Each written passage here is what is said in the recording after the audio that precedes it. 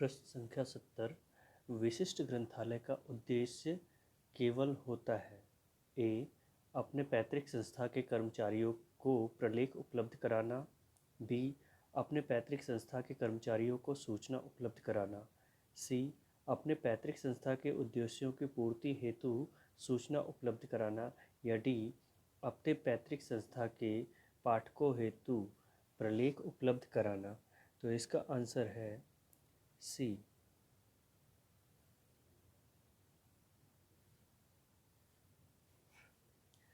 प्रश्न संख्या 71। विशिष्ट ग्रंथालय विशेष रूप से कहाँ स्थापित किए जाते हैं? ए। अनुसंधान एवं विकास संगठनों में। बी। विश्वविद्यालय में। सी। किसी प्रदेश के विशिष्ट क्षेत्र में। या डी। उन स्थानों पर जहाँ विशिष्ट लोग निवास करते हैं। तो इसका आंसर हो जाएगा ए। विशिष्ट ग्रंथालय का प्रादुर्भाव सर्वप्रथम कहाँ से प्रारंभ हुआ था? ए। भारत में। बी। फ्रांस में। सी। रूस में। या डी। संयुक्त राज्य अमेरिका से। तो इसका आंसर हो जाएगा डी। संयुक्त राज्य अमेरिका से। 73। विशिष्ट ग्रंथालय अन्य ग्रंथालय से किस प्रकार भिन्न है? ए। इसके कर्मचारी अधिक प्रशिक्षित होते हैं। बी। कार्य उद्देश्य एवं सेवाओं में भिन्न होते हैं। सी। इनका प्रलेख संग्रह विशिष्ट प्रकार के प्रलेखों का होता है। या डी। इसके उपयोक्ता विशेष प्रकार के व्यक्ति होते हैं। तो इसका आंसर हो जाएगा बी। प्रश्न संख्या 74।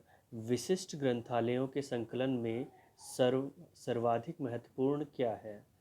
ए। समाचार पत्र। बी। पुस्तक एवं पत्रिकाएं। सी। पेटेंट। डी। अनुसंधान पत्रिकाएं। तो इसका आंसर हो जाएगा डी। अनुसंधान पत्रिकाएं। इनमें से क्या नया डिजिटल लाइब्रेरी के लिए प्रयुक्त नहीं किया जा सकता? क्या इनमें से क्या नाम डिजिटल लाइब्रेरी के लिए प्रयुक्त नहीं किया जा सकता? A. Electronic library. B. Virtual library. C. Computer library. या डी। Desktop library. तो इसका आंसर हो जाएगा कंप्यूटर लाइब्रेरी। प्रश्न संख्या 76। डिजिटल ग्रंथालय के संबंध में क्या सही नहीं है? ए। यह मल्टीमीडिया प्रणाली के नेटवर्कों का नाम है।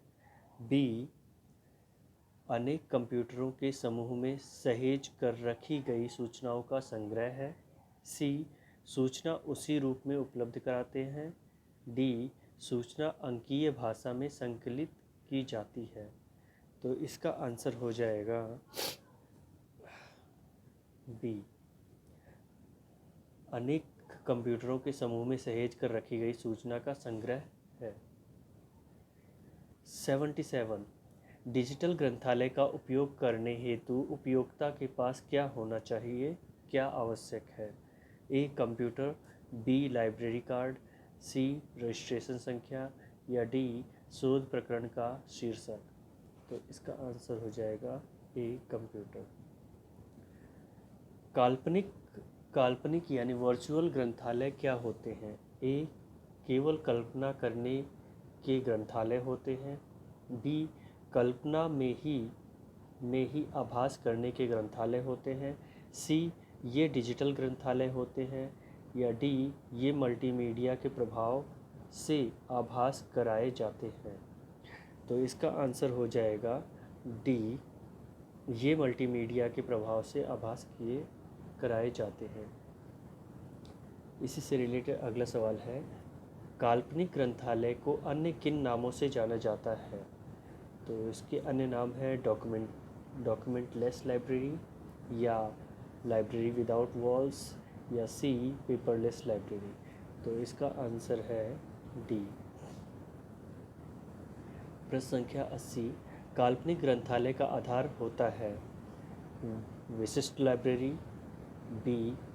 विश्वविद्यालय ग्रंथालय। सी। डिजिटल ग्रंथालय। या डी। आभासीय ग्रंथालय।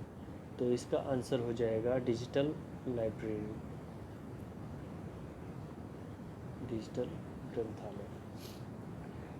प्रश्न संख्या 81, काल्पनिक ग्रंथालयों का आविष्कार किसके परिणाम स्वरूप हुआ है? ए वर्चुअलिटी यानी काल्पनिकता, बी अंकीयकरण यानी डिजिटाइजेशन, सी इंटरनेट या काल्पनिक वास्तविकता। तो इसका आंसर हो जाएगा डी काल्पनिक वास्तविकता।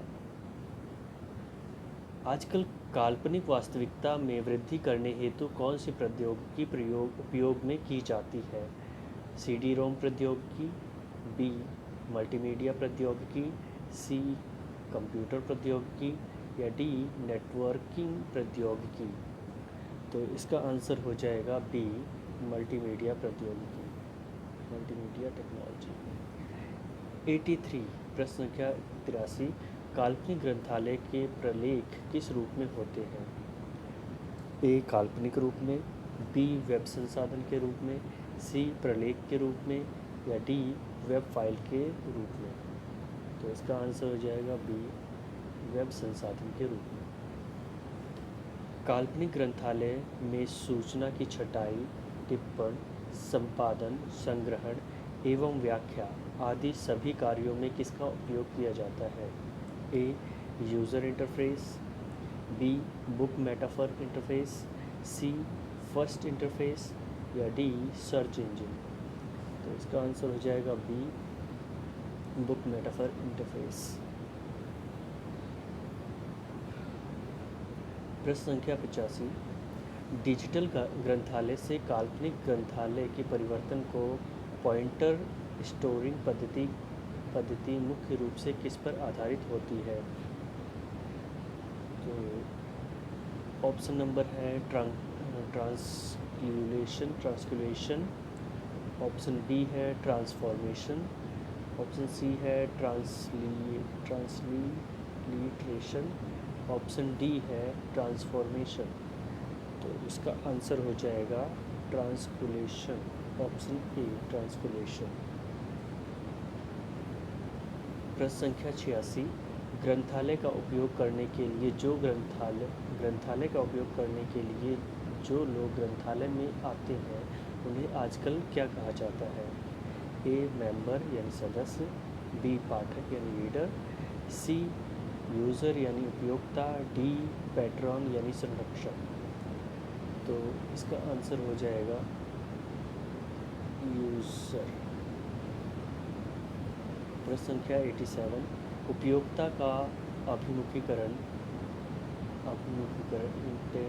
इंटीग्रेशन ऑफ रीडर पद का उपयोग सर्वप्रथम किसने किया था? ए रंगनाथन ने, बी डेवी ने, सी फॉस्केट ने या डी नॉरिस ने। तो इसका ए रंगनाथन ने, बी डेवी ने, सी फॉस्केट ने या डी नॉरिस ने। तो इसका आंसर हो जाएगा रंगनाथन ने, ए रंगनाथन। उपयोक्ता के प्रशिक्षण से क्या अर्थ होता है? यानी यूज़र एजुकेशन से क्या अर्थ होता है? ए सिखाना, बी उपयोग करना सिखाना, सी ग्रंथालय उपयोग करने के लिए प्रशिक्षित करना या डी उपयोगी शिक्षा प्रदान करना। तो इसका आंसर हो जाएगा सी ग्रंथालय उपयोग करने के लिए प्रशिक्षित करना। प्रश्न संख्या 89, यूज़र एजुकेशन पद का उपयोग सर्वप्रथम किस महाविद्यालय ने किया था? ओहियो कॉलेज या बी साइमंस कॉलेज या सी मॉन्टिएथ कॉलेज या D graduate school of librarianship. तो इसका आंसर हो जाएगा मॉन्टिएथ कॉलेज। प्रश्न संख्या 90, उपयोक्ता के शिक्षण के लिए क्रमबद्ध उपयोग पर सबसे अधिक ध्यान किसने दिया है? ऑप्शन ए है एस.एन. ग्रीन, ऑप्शन बी है डेवी, ऑप्शन सी है E.J. कॉट्स या ऑप्शन डी है पैट्रिशिया बीनैप। तो इसका आंसर हो जाएगा डी पैट्रिशिया बीनैप। प्रश्न संख्या 91, उपयोक्ताओं के सूचना खोज व्यवहार को जानने की विधि को क्या कहा जाता है? ऑप्शन ए है पढ़ने की आदत जानने की विधि, ऑप्शन बी है उपयोक्ता अध्ययन, ऑप्शन सी है उपयोक्ता शिक्षण, ऑप्शन डी है उपयोक्ता व्यवहार।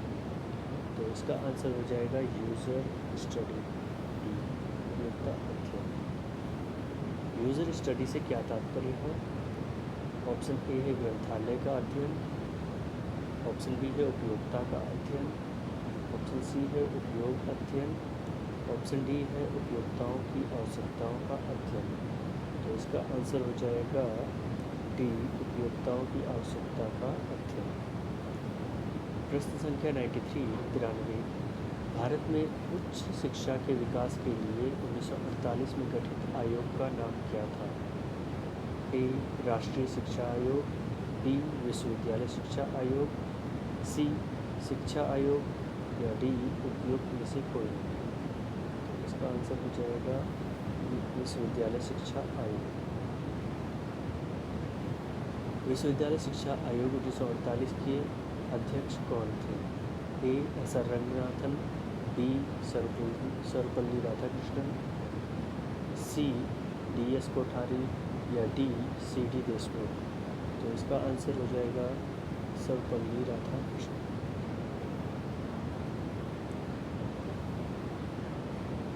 भारत में विश्वविद्यालय अनुदान आयोग यूजीसी का गठन कब हुआ और इसके अध्यक्ष कौन थे? तो ऑप्शन ए है 1919 में डी.एस. कोठारी, बी है 1948 में सर्वपल्ली राधाकृष्णन, ऑप्शन सी है 1953 में सी.डी. देशमुख या ऑप्शन डी 1997 में के.पी. सिन्हा। तो इसका आंसर हो जाएगा सी.डी. देशमुख।